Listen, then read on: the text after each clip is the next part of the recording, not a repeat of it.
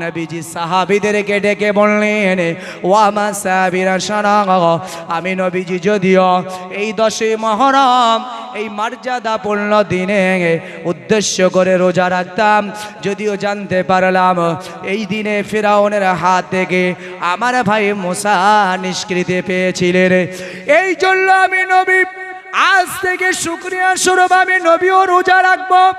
ও মাসাবিরা, তুমি শুনে রাখো, জেনে রাখো, তবে আমাকে যদি আল্লাহ হায়াতে বাঁচিয়ে রাখেন, আমি আগামী বছর থেকে একটা নয় আমি নবী 2টা করে রোজা রাখব। তার কারণ হলো ইহুদিদের সাদৃশ্যর সাথে আমাদের সাদৃশ্য মিলে যাবে, ইহুদিদের মতপথের সাথে আমাদের মতপথ মিলে যাবে। ওরা একটা রোজা রাখে, আমরাও একটা রোজা রাখব না। এদের মতকে ডিভাইডেড করার জন্য আল্লাহ যদি আমাকে হায়াতে রাখে, আগামী বছর আমি 9 এবং 10, 9 তারিখ এবং 10 তারিখ অথবা 10 এবং 11 তারিখ আল্লাহ যদি আমাকে হায়াতে রাখে, আগামী বছর থেকে রোজা রাখব। ভাই আমার, দোস্ত আমার, নবী যেটা আমল করেছেন, নবী যেটা আদায় করেছেন, সেটাও যেমন আমাদের জন্য মানা সুন্নাতে নববী, ঠিক তেমনি নবী যেটি বলেছেন সেটিও আমাদের জন্য মানা সুন্নাতে নববী। তাই আমাদেরকে মনে রাখতে হবে, বর্তমান আমাদেরকে নবীর ওই কথাটাই মান্যতা দিতে হবে। নবী যেটি শেষ কথা বলেছেন, যদি হায়াতে থাকতেন তাহলে 2টি করে রোজা রাখতেন। এই কথা নবীর বলাটা আমাদের জন্য মানা হলো সুন্নাতে নববী। আমরা যারা রোজা রাখবো এই 10ই মুহররমকে কেন্দ্র করে, 9 অথবা 10, 10 অথবা 11, এটা হবে আমাদের জন্য মূল ইবাদত। নবীজি বলেছেন, কিন্তু নবীজি রেখেছেন একটা, কিন্তু নবীজি যদি আগামী বছর হায়াতে থাকতেন, যদিও পরবর্তী বছরেই নবী ইন্তেকাল করেছিলেন। ভাই আমার, দোস্ত আমার, এটা হলো মুহররমের মূল ইবাদত, এটা হলো মূল মুহররমের ইবাদত। আসলে আমরা গুলিয়ে ফেলে আমরা মুহররমকে ঢুকিয়ে ফেলেছি খালি কারবালা।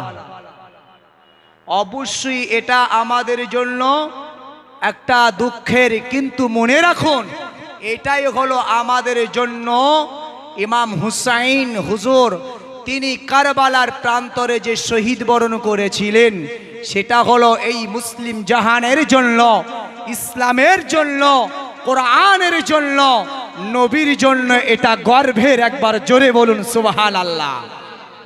তার কারণ তিনি মেনে নেননি যে একজন ইসলামের চরম যেটি হারাম বলা হয়েছে, এই কাজ তিনি করবেন। আপনার অনৈতিক ইসলামিক কাজ তার দ্বারা হবে। যে কুরসি, যে চেয়ারে, যে জায়গায় বসেছেন বিশ্বনবী জগৎগুরু রাসূলুল্লাহ সাল্লাল্লাহু আলাইহি ওয়াসাল্লাম, যে কুরসিতে বসে তিনি সারা মুসলিম জাহানের পরিচালনা করেছেন, যে কুরসিতে বসেছেন হযরতে আবু বকর সিদ্দিক রাদিয়াল্লাহু তাআলা আনহু হুজুর, যে কুরসিতে বসেছেন হযরতে উমর ফারুক রাদিয়াল্লাহু তাআলা আনহু হুজুর, পরে নবীজির পরে যিনি খলিফা হয়েছেন, তারপরে যিনি খলিফা হয়েছেন আবু বকরের পরে উমরে ফারুক, তারপরে হয়েছেন হযরতে উসমানে জিন্নুরাইন, তারপরে হয়েছেন হযরতে আলী কাররামাল্লাহু ওয়াজহাহু, তারপরে হয়েছেন হযরতে ইমাম হাসান রাদিয়াল্লাহু তাআলা আনহু। একই পিরিয়ডে একই সময় দুইজন ছিলেন এক পিরিয়ডে খলিফা। অপরদিকে আরেকজন যিনি ছিলেন তার নাম হলো মুয়াবিয়া, যিনি বর্তমান ফিলিস্তিন, সিরিয়া এই এলাকার যিনি খলিফা ছিলেন। সেই সময় 2টো অংশে বিভক্ত হলো। এই অংশের খলিফা হলেন মুয়াবিয়া। পরবর্তীতে কিন্তু আবার একজন খলিফাই ছিলেন। যখন হযরত ইমাম হাসান হুজুর রাদিয়াল্লাহু তাআলা আনহুকে যখন বিষ পান করিয়ে শহীদ করানো হলো, তারপরে একাই খলিফা হয়েছিলেন ইমামে মুয়াবিয়া। ইমাম মুয়াবিয়াকে নবীর একজন সাহাবী। ইমাম মুয়াবিয়াকে যিনি হযরতে ইমাম হুসাইন রাদিয়াল্লাহু তাআলা আনহু, বিশ্ব নবীর নয়নের নাতি, বিশ্ব নবীর নয়নের মণি, জান্নাতি সমস্ত যুবকদের সরদার হযরত ইমাম হুসাইন হুজুরকে কারবালার প্রান্তরে যার আদেশে, যার চক্রান্তে তাকে নির্মম শহীদের শরাব পান করতে হয়েছিল, সেই এজিদেরই পিতা হলেন মুয়াবিয়া। সেই এজিদের পিতাই হলেন ইমামে মুয়াবিয়া।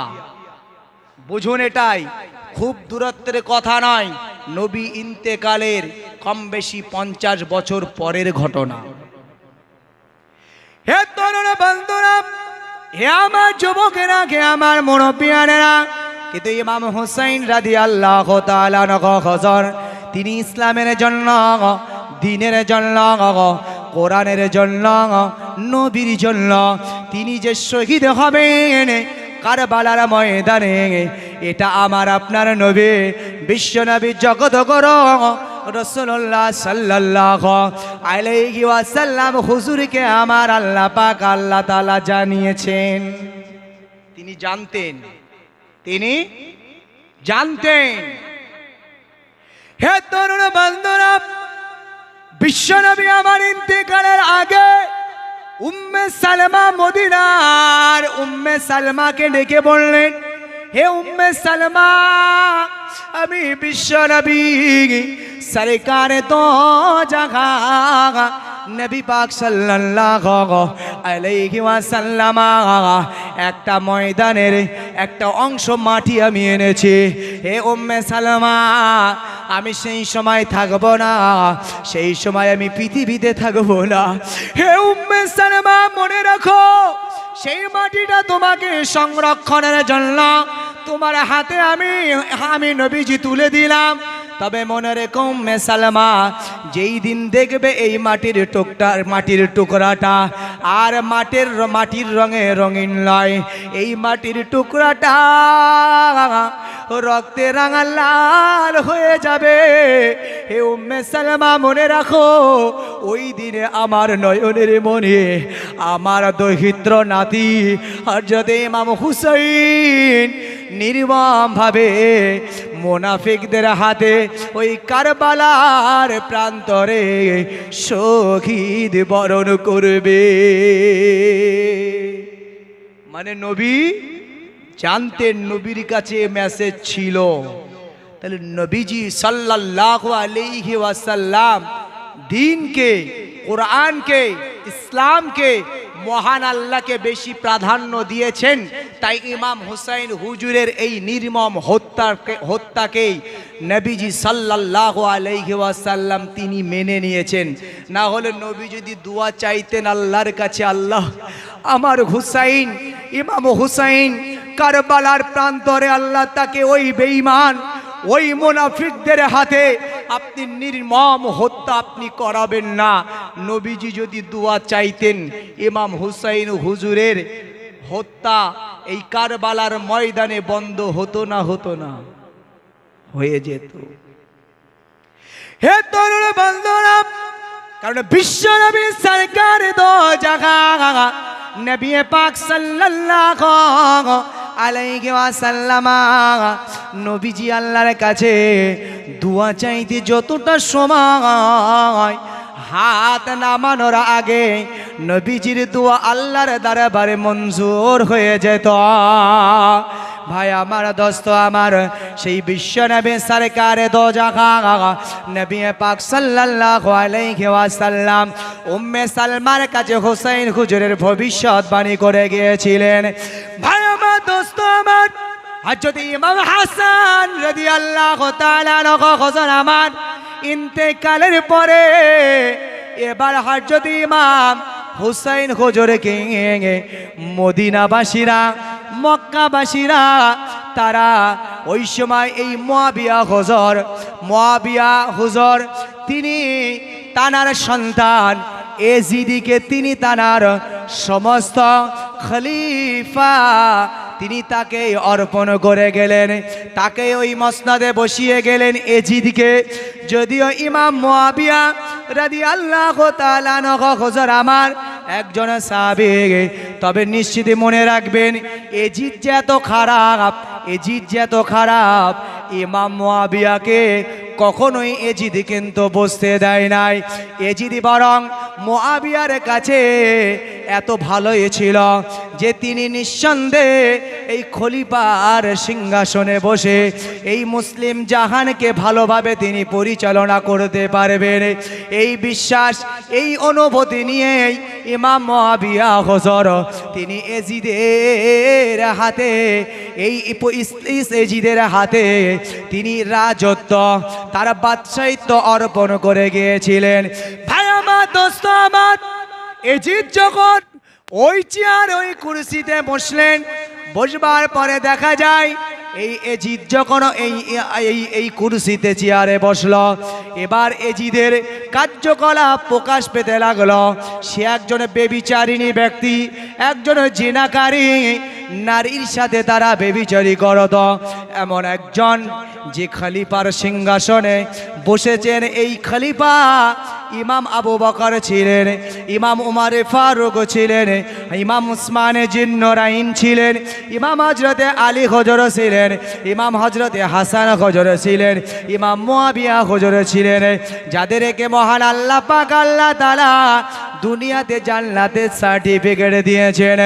এমন সাহাবা হুজুরদের সিংহাসন, সেই সিংহাসনের এই অসম্মান মেনে নিতে পারছেন না মক্কাবাসী, মদিনাবাসী।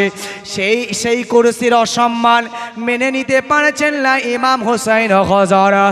তৎসময় এজিদকে যারা ইনকার করলো, ওই সময় ওই মক্কা মদিনার সমস্ত সাহাবীরা, ঈমানওয়ালারা হযরত ইমাম হুসাইন হুজুরের হাতে হাত দিয়ে বায়াত গ্রহণ করতে লাগলো। ভাই আমার, দোস্ত আমার, এটা হলো বায়াত।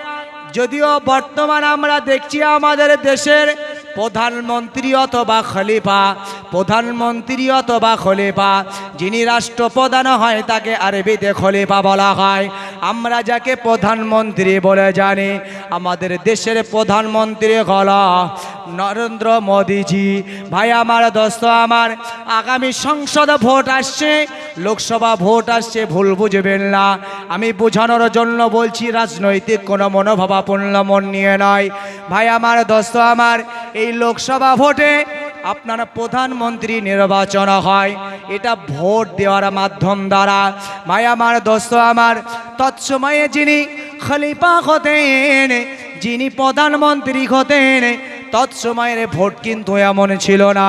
তৎসময়ের পদ্ধতি ছিল বাইয়াতের পদ্ধতি, হাতে হাত দিয়ে বায়াত গ্রহণ করতেন, অথবা তার পক্ষ থেকে তিনি যাদেরকে পাঠাতেন যে আমি হযরতে হুসাইন হুজুরের পক্ষ থেকে এসেছি, তোমরা হুসাইনের পক্ষে কে কে বায়াত গ্রহণ করতে চাও বলো। ইমাম হুসাইনের হুজুরের পক্ষে যারা বায়াত গ্রহণ করতেন, প্রতিনিধি হিসাবে যাদেরকে পাঠাতেন তাদের হাতে হাত দিয়ে বায়াত গ্রহণ করতেন। এটাই ছিল তৎসময়ের পদ্ধতি, তৎসময়ের সিস্টেম। এইভাবে প্রধানমন্ত্রী অর্থাৎ খলিফা নির্বাচন হতো। হে তরুণ বন্ধুরা, হে আমার মুরব্বিয়ানেরা, যদি ইমাম হুসাইন রাদিয়াল্লাহু তাআলা হুজুরের হাতে হাত দিয়ে এইভাবে তারা বায়াত গ্রহণ করতে লাগলো। ভাই আমার, দোস্ত আমার, এমনি করে তৎসময়ের কৌফা নামক জায়গা, বর্তমান যেটাকে ইরাক বলা হয়, এই ইরাক তৎসময় তাকে কুফা বলা হতো। এই কুফার মানুষেরা, তারাও অরিজিনালি, তারাও সত্য ইমাম হুসাইন হুজুরের হাতে হাত দিয়ে বায়াত গ্রহণ করতে ইচ্ছুক, কিন্তু ওই মানুষরা তারা পরবর্তীতে আবার চুপ হয়ে গেল। আমাদের মধ্যে এক শ্রেণীর মানুষও আছে কিন্তু এমন, যখন দেখবে বিপদ তখনই নাম পাল্টে যাবে, তখনই তাদের উদ্দেশ্য পাল্টে যাবে। কথা ঠিক না বল? হে তরুণ বন্ধুরা, এই কুফার মানুষেরা তারা যখন জানতে পারলো মক্কা মদিনার মানুষেরা নবী বংশের বাতি, নবী বংশের জ্যোতি হযরত ইমাম হুসাইন রাদিয়াল্লাহু তাআলা আনহু হুজুরের হাতে হাত দিয়ে বায়াত গ্রহণ করেছে। তৎসময়ের খলিফা ইয়াজিদ সে তো জানে, সেও বুঝতে পেরেছেন, বারংবার হুসাইন হুজুরের কাছে চিঠি করছেন। হযরত হুসাইন হুজুর তিনি মানতে নারাজ, মদিনার মানুষেরাও মানতে নারাজ, মক্কার মানুষেরাও মানতে নারাজ। ইমাম হুসাইন হুজুর পরবর্তীতে ইয়াজিদকে চিঠি করলেন, তোমার এই হারাম, এই ইসলামিক অনৈতিক কার্যকলাপ কখনোই আমি মেনে নেব না। আমি সেই কুরাইশ বংশের সন্তান, আমি সেই নবী বংশের সন্তান, সেই বিশ্ব নবীর খুন মোবারক আমি হুসাইন আমার বদনে রয়েছে। আমি বেঁচে থাকতে ইসলামিক অনৈতিক কাজ ওই কুরসিতে ওই চেয়ারে বসে করবে, এটা কখনোই আমি সাপোর্ট করতে পারি না। ভাই আমার, দোস্ত আমার, এজিদের সাথে এইভাবে চিঠির ভেতরে বাক্য আলাপ হতে লাগলো। ভাই আমার, অবশেষে মানতে নারাজ এজিদ হুসাইন হুজুরের ওপরে খেপে গেলেন, রেগে গেলেন। এজিদ এই হুসাইন হুজুরকে মারবার চক্রান্ত যদিও তিনি প্রথম থেকে করেন নাই, যে সময় তিনি জানতে পারলেন কুফাবাসীরা তার কাছে বারংবার চিঠি করতে লেগেছেন। ভাই আমার, দোস্ত আমার, দেখুন হুসাইন হুজুর তিনি কিন্তু একবারেই তিনি কুফার মধ্যে যান নাই, কারণ কুফার মানুষেরা ভালো হয় না। তৎসময় মদিনার মানুষদের ধারণা ছিল এই কুফার মানুষেরা যখন 1 2 3 করতে করতে বারংবার হুসাইন হুজুরের কাছে চিঠি করে, হে হুসাইন তুমি আমাদের এই কুফা জমিনে আসেন, আপনি যদি আমাদের কাছে আসেন আমরা আপনার হাতে হাত দিয়ে বাইআত গ্রহণ করে নেব। হুসাইন হুজুরের কাছে এইভাবে একাধিক চিঠি, কোন কোন বর্ণনায় এসেছে 300, কোন বর্ণনায় এর অধিক বলা হয়েছে। ভাই আমার, দোস্ত আমার, এতগুলো চিঠি আসবার পরেও হুসাইন হুজুরকে যেতে দেন না। মদিনার মানুষেরা তাহলে বলে, হুসাইন তুমি মদিনায় চলে যাবে, মদিনার মানুষ ভালো না, মদিনার মানুষ কখনো পাল্টি দিয়ে ওই কুফার মানুষেরা কখনো পাল্টি হয়ে যাবে এটা বলা যায় না। এবার হুসাইন হুজুরের কাছে অবশেষে একটা চিঠি এসে পৌঁছালো, এ হুসাইন বারংবার আমরা কুফাবাসী তোমাকে চাই, তুমি আসো না। তবে হুসাইন মনে রেখো, যদি তুমি কুফার জমিনে না আসো, কিয়ামতের ময়দানে মাহশরে এই এজিদ আমাদের খলিফা হওয়ার কারণে এটা আমরা তাকে এই খলিফা মানার কারণে যদি কিয়ামতের দিনে ময়দানে মাহশরে হুসাইন যদি আল্লাহ আমাদেরকে কাঠগড়ায় দাঁড় করায়, হুসাইন মনে রেখো ওই দিনে আমরা কিন্তু তোমাকে ছেড়ে দেব না। এ হুসাইন ওই দিনে আমরা কাঠগড়ায় তোমাকে দাঁড় করিয়ে দেব, কারণ আমরা তোমার হাতে হাত দিয়ে বায়াত হওয়ার জন্য বারংবার তোমার কাছে চিঠি করলাম, হুসাইন তুমি কিন্তু এলে না। যদি বাবু হুসাইন সবাইকে ডাকলে, এ আমার মদিনার মুহাজির, হে আনসারি সাহাবীরা, এসো আমি হুসাইন আর থাকতে পারি না, এবার কিন্তু আমি রওনা নেবই নেবই। এই দেখো অবশেষে আমাকে তারা দায়ী করছে, খালি তাই নয় কিয়ামতের দিন আমাকে কাঠ গড়ায় দাঁড় করাবে। আমি ওই দিনে বড় লজ্জিত হয়ে যাব। আমি আল্লাহর দরবারে কাঠ গড়ায় দাঁড়িয়ে তাদের জবাব কিভাবে দিতে পারি বলো? আর নাই মদিনার ওই মুহাজির ও আনসারি সাহাবীরা, মুহাজির সাহাবীরা, তোমরা আমাকে আর যেতে নিষেধ করো না। ওই সময় বুঝতে পারলেন হযরত হুসাইন হুজুরকে আর রাখা যাবে না, ওই সময় সকলে সিদ্ধান্ত নিল হোসেন অবশ্যই তুমি যাবে, তবে তোমার যাবার আগে আমাদের পক্ষ থেকে সেখানকার পরিবেশ দেখবার জন্য আমাদের পক্ষ থেকে একজন প্রতিনিধি আমরা আগে পাঠাবো। দরুদ শরীফ আল্লাহুম্মা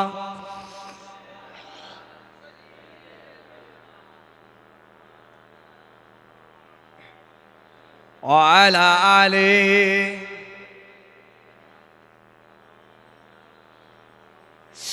জন্ম আমার নবীর যুগে হলে কেমন হতো, জন্ম আমার নবীর যুগে হলে কেমন হতো, দোনায়নে রাসূল পাক দেখলে কেমন হতো,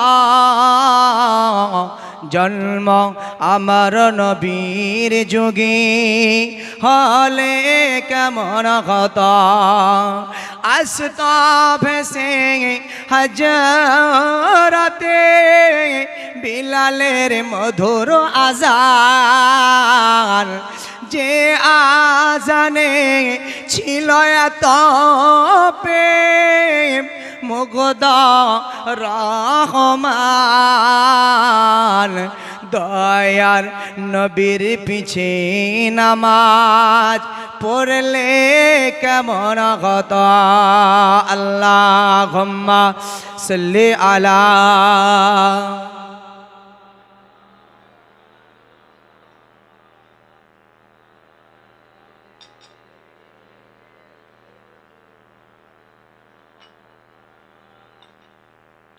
আলোচনা করছি, অসুবিধা হচ্ছে না তো নাকি ছেড়ে দেব? ভাই আমার, দোস্ত আমার, হযরত ইমাম হুসাইন হুজুর যাওয়ার জন্য যখন সিদ্ধান্ত নিলেন, মদিনার মুহাজির সাহাবী, মদিনার আনসারী সাহাবী তারা বলতে লাগলেন, হুসাইন তোমাকে ছাড়তে ইচ্ছে করছে না, তবে যখন তুমি শুনবেই না অন্তত আমাদের পক্ষ থেকে একটা প্রতিনিধি যেতে দাও। সেই প্রতিনিধি যখন সেখানকার পরিবেশ পরিস্থিতি বুঝে যখন আমাদের কাছে চিঠি করবে, তখন হে হুসাইন তুমি যেও, অসুবিধা নাই। হে তরুণ বন্ধুরা, ওই সময় মদিনা সাহাবীরা তাদের মধ্য থেকে একজন সাহাবীকে তারা চুজ করল, হযরত মুসলিম বিন আকিল সাহাবীর নাম। এই মুসলিম বিন আকিল রাদিয়াল্লাহু তাআলা আনহু হুজুরকে পাঠানোর জন্য সিদ্ধান্ত তারা গ্রহণ করল। ভাই আমার, দোস্ত আমার, এই মুসলিম বিন আকিলকে পাঠানো হবে, তাকে বলা হলো, হে মুসলিম বিন আকিল, তুমি কুফার পরিবেশ, কুফার পরিস্থিতি তুমি পর্যবেক্ষণ করে তবেই তুমি ওখান থেকে চিঠি করবে। যখনই তোমার চিঠি আমাদের কাছে পৌঁছাবে তখনই আমরা হুসাইনকে ছাড়ব, নচেত আমরা হুসাইনকে ছাড়ব না। ভাই আমার, দোস্ত আমার, হযরত মুসলিম বিন আকিল রাদিয়াল্লাহু তাআলা আনহু হুজুরকে পাঠানো হলো। মুসলিম বিন আকিল হুজুর যখনই কুফার ময়দানে পৌঁছালেন, মুসলিম বিন আকিলের হাতে হাত দিয়ে ইমাম হুসাইনের নামে বায়াত গ্রহণ করতে লাগলো। একবার জোরে বলেন, হে তরুণ বন্ধুরা, হে যুবকেরা, হে আমার মুরব্বিয়ানেরা, মুসলিম বিন আকিল দেখতে পান কুফার মানুষেরা হুসাইন হুজুরের জন্য পাগল, হুসাইন হুজুরের জন্য দেওয়ানা।